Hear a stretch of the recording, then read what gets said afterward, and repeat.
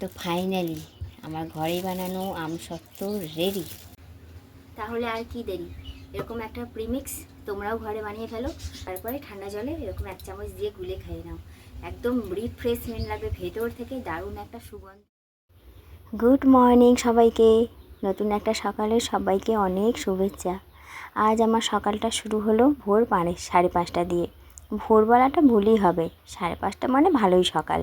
এখন তো 4টের সময়তেই একদম আলো ফুটে যায়, তাই না? তাহলে এখন কি করে ভোর বলি? এখন তো সকাল সকাল 5:30 বাজে। দরজা খুলেই বাইরে বেরিয়েই এনার দর্শন। আর কি করেছে দেখো, মাটি খুঁড়ে একাকার করেছে উঠোনে। নিচের দিকে চোখ যেতেই দেখলাম যে 2খানা আম পড়ে আছে, পাখিতে খেয়েছে। পাখিতে খেয়ে ফেলেছে না পড়ে গেছিলো সেখান থেকে ইঁদুরে পাখিতে খেয়েছে তা জানি না, তবে 2টো আম খাওয়া অবস্থায় পড়ে আছে। সকালের এই শান্ত স্নিগ্ধ পরিবেশটা বেশ সকলেরই পছন্দের, তাই সকালের সুন্দর একটা মুহূর্ত ক্যাপচার করে রেখেছিলাম। এই হচ্ছে সবজিপাতি, আজকে যা রান্না বান্না হবে, কাঁচকলা আলু পেঁপে দিয়ে ঝোল হবে, সেই সবজিপাতি কেটে রেখেছিলাম আর মশলাও করে রেখেছিলাম। আর এই হচ্ছে মাঠের শাক, যেটা গতকাল বিকেলবেলায় আমি আর আমার বর মিলে তুলে রেখেছিলাম। যেহেতু বর আজকে 8টার মধ্যে 8:30টার মধ্যে কাজে বেরিয়ে যাবে, ওই জন্যই এই রান্নার তোড়জোড় সকাল থেকেই। মাকে রান্নার সমস্ত জোগাড়যন্ত্র তো করে দিচ্ছি, দিয়ে তারপরে বাসি কাজ করব।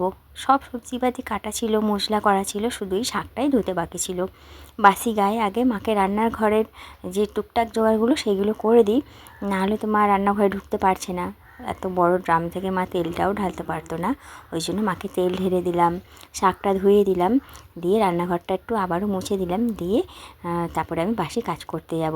আর শাকে ফোড়ন দেওয়ার জন্য রসুন, সেটাও কিন্তু মা ছাড়াতে পারে না, ওই জন্য মাকে রসুনটা ছাড়িয়ে একদম থেঁতো করে পেঁয়াজ কেটে লঙ্কা সমস্ত কিছু জোগাড়যন্ত্র করে দিয়েই আমাকে বাসি কাজে নামতে হবে।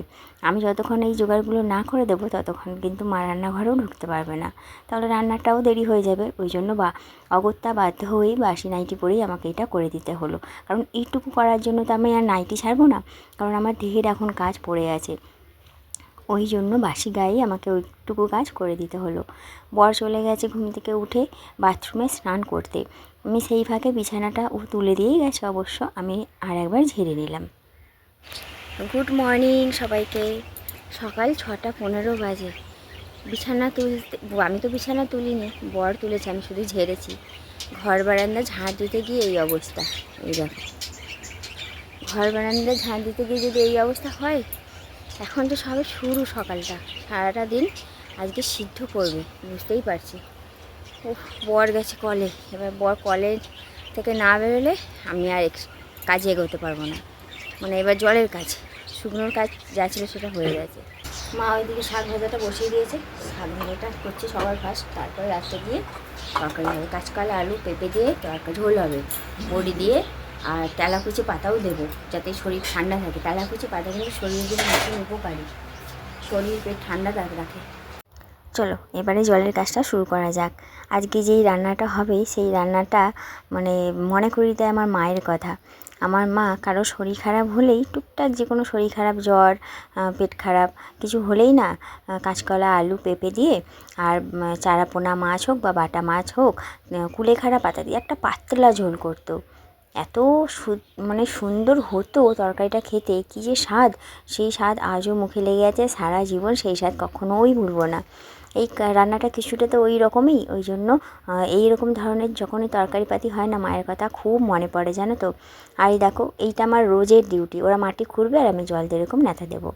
ঘরে এসে দেখি মায়ের শাক ভাজা হয়ে গেছে, বেশ অনেকটাই হয়েছে শাক ভাজা, আর তরকারিটা এবার করবে।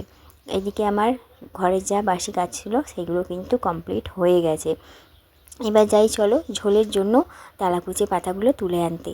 তেলাকুচি পাতা কিন্তু ভীষণ উপকারী শরীরের জন্য, বিশেষ করে এই গরমের জন্য, মানে যা গরম পড়েছে, পেট তো গরম হয়েই যাবে।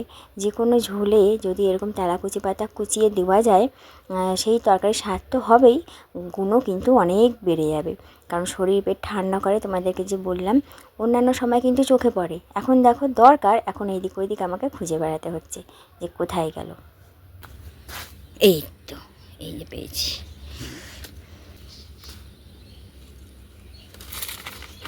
ওরে বাবা কি ছিল?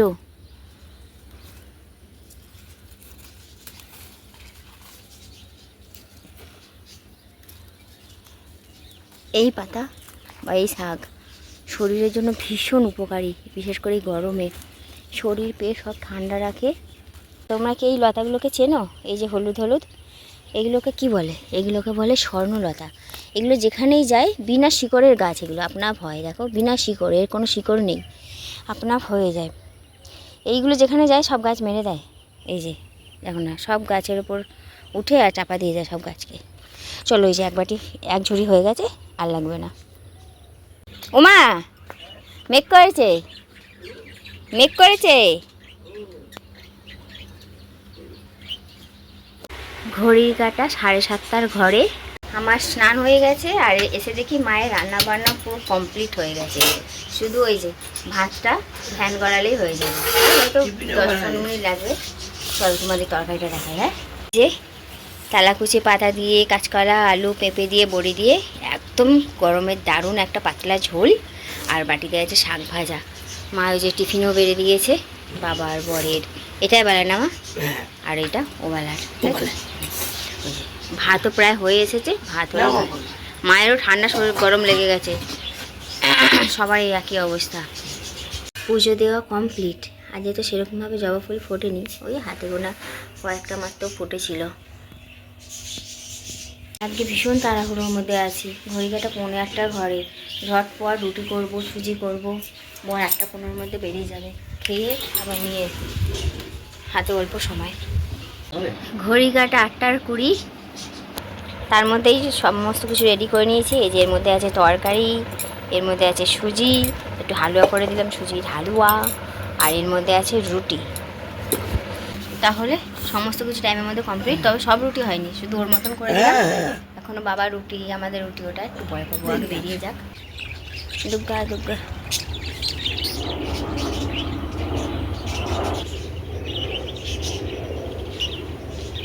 আর একটা জিনিস দেখো, আমি আবারও আমসত্ত্ব বানিয়েছি, বুঝলে? আর এটা অনেক মোটা করে বানিয়েছি। আজকে রোদুরে দিলেই এটা কমপ্লিট হয়ে যাবে, এটা তুলে নিতে পারবো। তো অনেক মোটা করে বানিয়েছি। এই দেখো, এই যে এর মধ্যে দিয়ে দিলাম, আর এই নেটটা চাপিয়ে দিয়েছি, কারণ পাখিতে ঠোকর দিতে পারে, ওই জন্য এর মধ্যে চাপিয়ে দিয়েছি আর নেট দিয়ে দিয়েছি। চলো টিফিন সেরে নিই। মা নিয়েছে আম, সুজি, রুটি, আর আমি তো আম খাবো না, আমি নিয়েছি শাক ভাজা, সুজি, রুটি। তাহলে চলো টিফিনটা সেরে নিই। টিফিন করতে করতে এডিট করব জানালার সামনে বসে। সকালবেলা ওয়েদারটা খারাপ হয়েছিল তো, তারপর থেকে না আর ঘাম হচ্ছে না। দেখো আজকে, এই দেখো আজকে এখন এই যে আমার গলা একদম শুকনো, ঘাম হচ্ছে না, আর গরমও লাগছে না, একদম গরম লাগছে না। বলে বাবা গরম দিও না, বলে বাবা আমার বর এমন জায়গায় গেছে সেখানে প্রচণ্ড গরম, ইন্ডাস্ট্রিয়াল এরিয়া, বুঝলে? একটু ছাওয়া পাবে না বাচ্চারা, সারাটা দিন রোদুরে বসে থাকবে।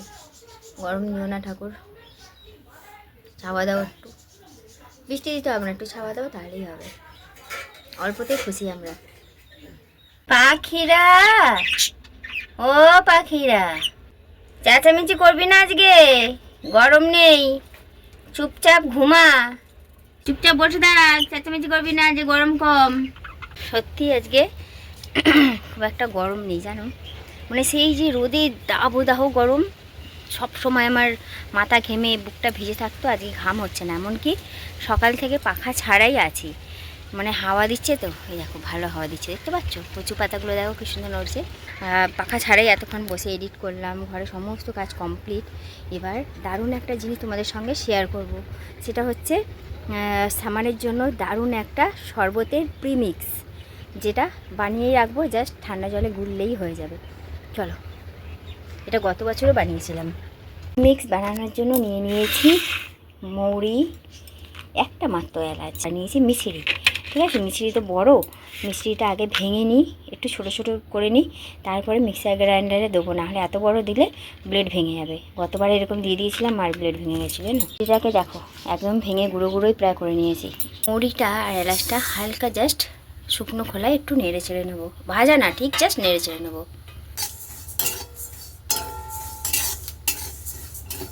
একদম অল্প সময়ের জন্য। মৌরিটা একটু ঠান্ডা হোক, তারপরে ঘোরাবো, গরম অবস্থা ঘোরাবো না। আর এই দেখো, এই হচ্ছে কাঁচের জার। আমার বর গিফট পেয়েছিল একটা কোম্পানি থেকে। আমি ভাবছিলাম কী কাজে লাগবে, কাজে লাগবে, ফাইনালি আজকে আমার কাজে লাগতে চলেছে।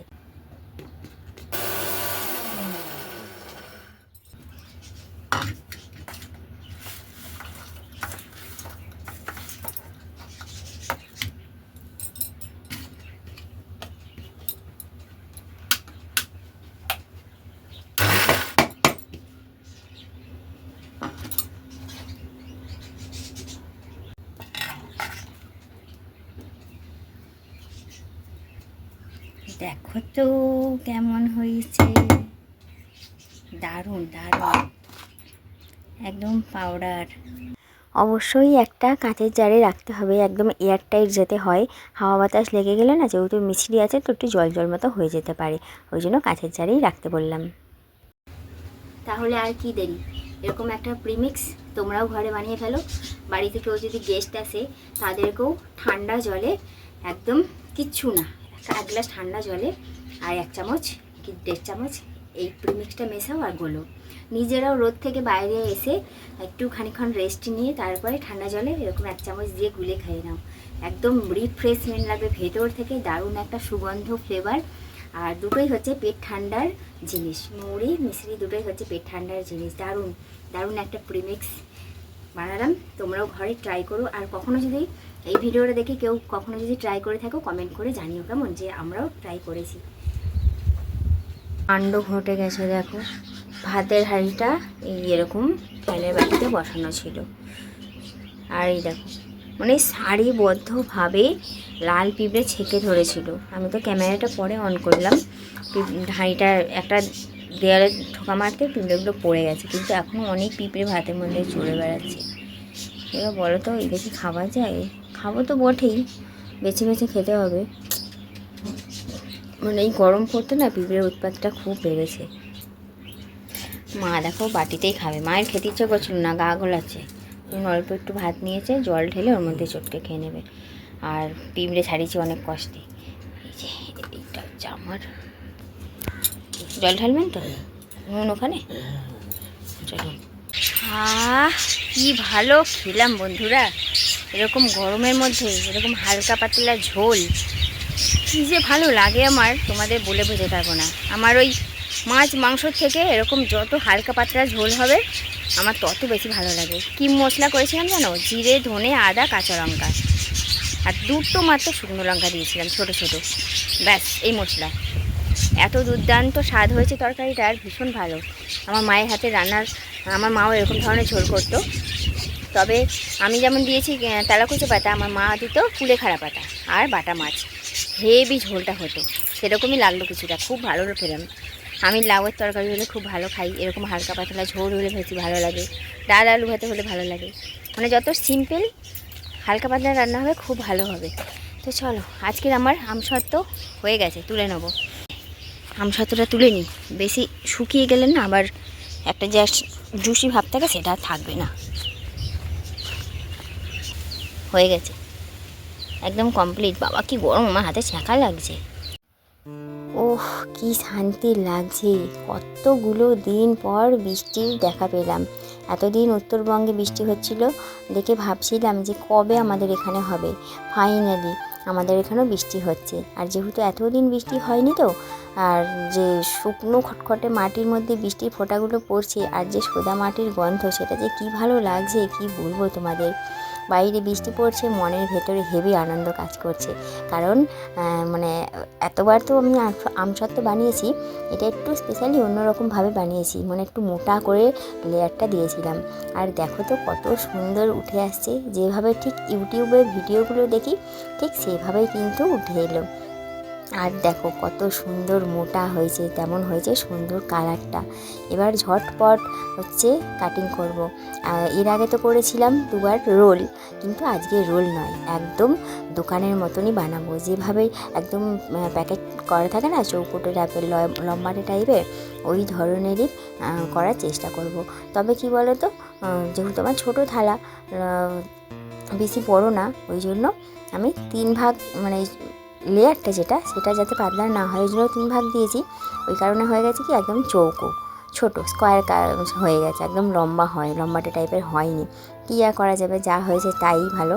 এবার দেখো এই যে জিনিসটা, এটা হচ্ছে আমাদের বিয়ের সময় লেগেছিল, সেই জিনিসটা ছিল এই যে এটাকে কি বলে র্যাপার, এই কত সাজানোর জন্য কাজে লাগে না, ছিল। আর ভাবলাম দোকানের মতো করতে গেলে দোকানের মতনই একদম প্যাকেজিংটা করব, ওই জন্য এইভাবেই বানালাম। আর দেখে বোঝা যাচ্ছে এটা যে ঘরে বানানো আমসত্ত্ব বলে। তোমাদের কেমন লাগলো কমেন্ট করে জানিও। আর পাকা আম এত বেশি খেও না, আমসত্ত্ব বানিও, নিজের হাতে বানানো আমসত্ত্ব একটা মজাই আলাদা, আনন্দই আলাদা। তো আমি বানালাম, তোমরাও বানিয়ে ফেলো ঝটফট, আর কমেন্ট করে জানিও ব্লগটা তোমাদের কেমন লাগলো। আজকের মতো তাহলে ভিডিওটা এখানেই শেষ করলাম। সবাই খুব ভালো থেকো, সুস্থ থেকো, আর ভিডিওটা ভালো লেগে থাকলে একটা লাইক কমেন্ট শেয়ার করে দিও কেমন। আজকের মতো তাহলে টাটা, গুড নাইট। দেখা হবে আগামীকাল আরও একটা নতুন ব্লগের সঙ্গে।